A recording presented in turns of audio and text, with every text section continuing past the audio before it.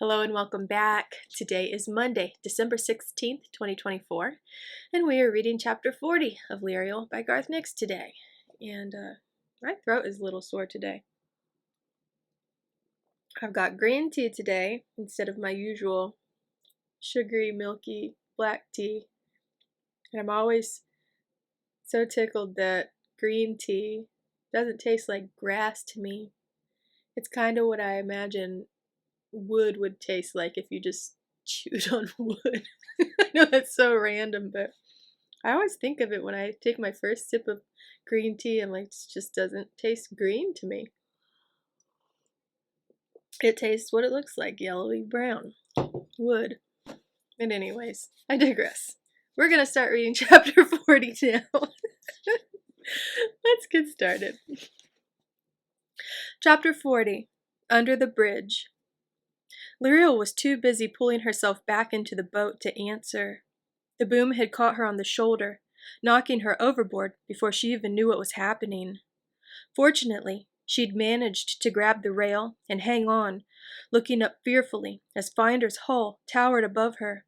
So far over, it seemed certain the boat would capsize, with Lirael underneath.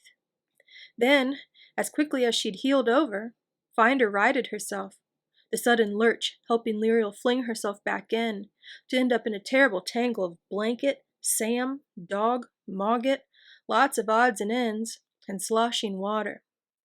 At the same time, Finder passed under High Bridge, moving out of sunlight into the strange, cool twilight, as the Radarland streamed into the vast tunnel made by the bridge of stone high overhead. "What happened?" spluttered Sam, when he finally got free of the wet blanket. Lirael was already by the tiller, completely drenched, her hand gripped around something projecting from the stern. "I thought Finder had gone mad," said Lirael, "till I saw this." Sam shuffled back, cursing the blanket that was still tangled around his legs. It wasn't exactly dark under High Bridge, because light did come in from either end, but it was a strange light, like sun slowly breaking through fog, soft and diffused by the water. The dog rushed over to look too, but Mogget sniffed and padded to the bow to begin the long process of licking himself dry. The dog saw what Lirael held before Sam did, and growled. There was a splintered hole through the port side of the stern, under the gunwale, where Lirael had been sitting before Finder had knocked her over with the boom. In her hand, Lirael held the crossbow bolt that had made the hole. Its shaft was painted white, and it was fletched with raven feathers. "It must have just missed you!" exclaimed Sam, as he put 3 of his fingers through the hole. "Only thanks to Finder," said Lirael, stroking the tiller gently. "Look at what it did to my poor boat." "It would have gone straight through you, even if you'd had armor on," said Sam grimly. "That's a war bolt, not a hunting quarrel, and a very good shot. Too good to be natural." "They'll probably try again on the other side, or before," said Lirael, looking up with alarm at the stone high above them. "Are there any openings above us? Do you know?" "No idea," said Sam. He followed her gaze, and could see only unbroken yellow stone. But the bridge was several hundred feet above them, and the light bad. There could be any number of dark openings he just couldn't see. "I can't see any, mistress," growled the dog, as she craned her head back too. "But we'll be through in a few minutes with this current." "Do you know how to cast an arrow, Ward?" Sam asked Lirael. The current was indeed taking them along at a rapid rate, and the bright, sunlit arch that marked the other side of the bridge was getting closer all too quickly. "No," said Lirael nervously. "I was probably supposed to. I skipped fighting arts quite a lot." "All right," Sam said. "Why don't we swap places? I'll sit here and steer, but with an arrow ward at my back. You get ready with your bow, prepared to shoot back. Mogget, you've got the best eyes. You spot for Lirael." "The horrible hound, or whatever she calls herself, can do that," declared Mogget from the bow. "I'm going back to sleep." "But what if the ward doesn't work?" protested Lirael. "You're already wounded." "It'll work," said Sam, moving up, so Lirael had little choice but to get out of the way. "I used to practice with the guard every day. Only a spelled arrow or bolt can get through." "But it might be spelled," said Lirael, quickly restringing her bow with a dry string from a waxed packet. The black and white bolt had not carried any scent of magic, but that did not mean the next would be unspelled. "It still has to be stronger than the ward," said Sam confidently, much more confidently than he actually felt. He'd cast arrow wards many times, but never in an actual fight. Touchstone had taught him the spell when Sam was only 6 years old, and the arrows fired to test it were mere toys with cushioned heads, made from the rags of old pajamas. Later, he had graduated to blunted arrows. He'd never been tested against a war bolt that could punch through an inch of plate steel. Sam sat by the tiller and turned to face the stern. Then he began to reach for the charter marks he needed. He usually used his sword to trace the ward in the air, but he had been taught to use only his hands if need be, and that worked just as well. Lirael saw his hands and fingers move swiftly and surely, charter marks beginning to glow in the air.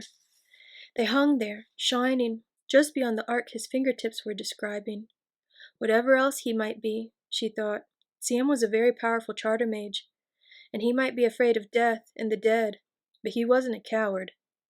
She wouldn't want to be sitting there with only a spell between her and the razored edges of a crossbow bolt traveling with killing speed. She shivered. If it were not for Finder, she would probably already be dead, or bleeding to death in the scuppers.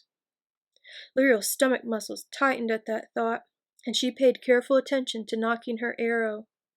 Whoever the hidden killer was, Lirael would try her best to make sure he didn't get more than one shot. Sam finished describing the full circle of the arrow ward, but remained crouched at the stern. His hands continued to move, drawing charter marks that fled his fingers to join the glowing circle above and behind him. "Have to keep it going," he said, panting. "Bit of a drawback.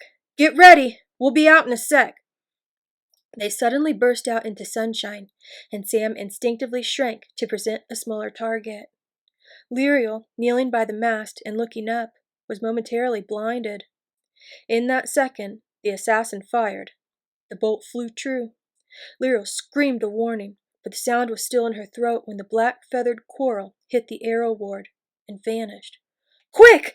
gasped Sam, the strain of maintaining the spell showing in his face and straining chest. Lirael was already searching for the crossbowmen, but there were many windows and openings up there, either in the stone of the bridge itself or in the buildings that were built upon it. And there were people all over the place, too, in windows, on balconies, leaning over railings, swinging on platforms roped to plaster walls. She couldn't even begin to find the shooter. Then the dog moved up next to Lirael and raised her head and howled.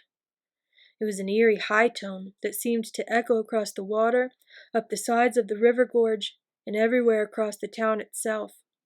It sounded as if scores of wolves had suddenly appeared on the river, in the town, and all around. Everywhere, people stopped moving and stared, except in one window, about halfway up. Lirael saw someone there suddenly fling the shutters wide open, one hand still clutching a crossbow. She drew and shot as he stood there, but her arrow was caught by an errant breeze and went wide, striking the wall above his head. As Lirael knocked another arrow, the assassin stood up in the window frame, precariously balanced on the sill. The dog drew breath and howled again. The assassin dropped his crossbow so he could jam his fingers in his ears. But even then, he couldn't block out the terrible sound, and his legs moved of their own accord, stepping out into space. Desperately, he tried to hurl his upper body backwards into the room, but he seemed to have no control at all below the waist. A moment later, he fell, following the crossbow down 400 feet into the water. He kept his fingers in his ears all the way down, and his legs kept moving, even though there was nothing to tread but air. The dog stopped howling as the assassin's body hit the water, and both Sam and Lirael flinched as they felt him die. They watched the ripples spread till they met Finder's wash and disappeared. "What did you do?" asked Lirael, carefully replacing her bow. She'd never seen or felt anything actually die before. She'd only attended farewells, with the death made distant, all wrapped up with ceremony and tradition. "I made him walk," growled the dog, sitting back on her haunches, a ridge of hair along her back stiff and angry. "He would have killed you if he could, mistress." Lirael nodded, and gave the dog a quick hug. Sam watched them warily. That howl was pure free magic, with no charter magic in it at all. The dog seemed friendly, and appeared to be devoted to Lirael, but he could not forget how dangerous she was. There was also something about the howl that reminded him of something, some magic he had experienced that he couldn't quite place. At least Mogget's case was straightforward. He was a free magic creature, bound and safe while he wore the collar. The dog appeared to be a free-willed blend of the two magics, which was completely beyond anything Sam had ever heard about. Not for the first time, he wished that his mother were here. Sabriel would know what the dog was, he felt sure. "We'd better swap places again," said Lirael urgently. "There's another guard boat ahead." Sam quickly scrunched down on the opposite side from the dog, who looked at him and grinned, showing a very sharp, very white, and very large set of teeth. Sam forced himself to smile back, remembering the advice he'd been given about dogs when he was a boy. Never let them know you're afraid. "Ugh, there's a lot of water here," he complained as he lay down, squelching, and drew the sodden blanket towards him. "I should have bailed it out in the tunnel." He was just about to draw the blanket over his face when he saw Mogget, still sunning and grooming himself on the bow. "Mogget," he commanded, "you should hide too." Mogget looked pointedly at the water, swishing around Sam's legs, and stuck out his small pink tongue. "Too wet for me," he said. "Besides, the guard boat will stop us for sure. They will have been signaled from the town after this canine show-off's demonstration of vocal talents, though hopefully no one will recognize what that actually was. So you might as well sit up." Sam groaned and sloshed upright.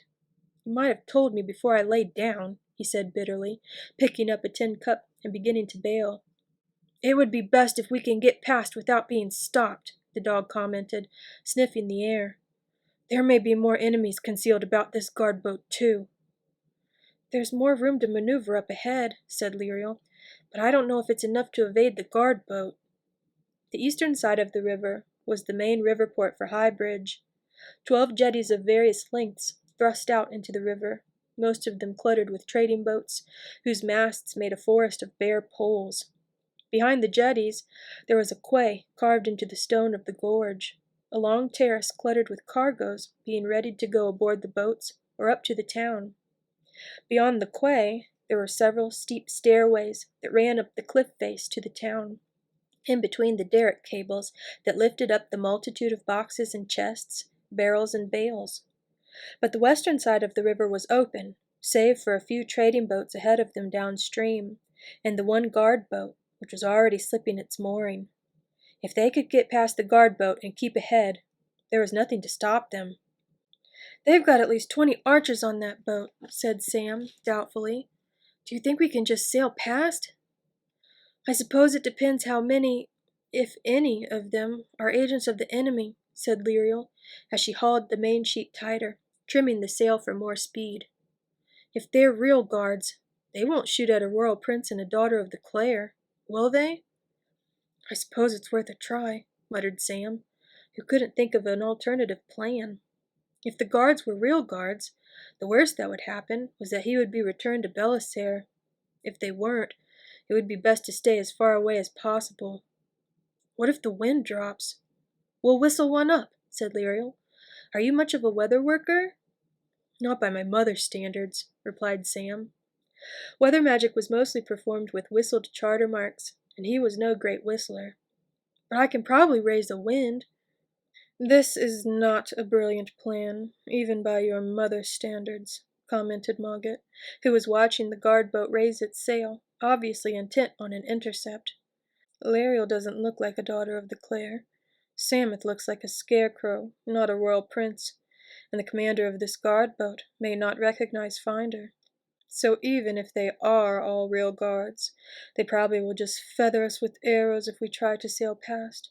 Personally, I don't want to be made into a pincushion." "I don't think we have a choice," said Sam slowly. "If even 2 or 3 of them belong to the enemy, they will attack. If we can conjure up enough of a wind, we might be able to stay out of bowshot anyway." "Fine," muttered Mogget. "Wet cold and full of holes. Another fun day on the river.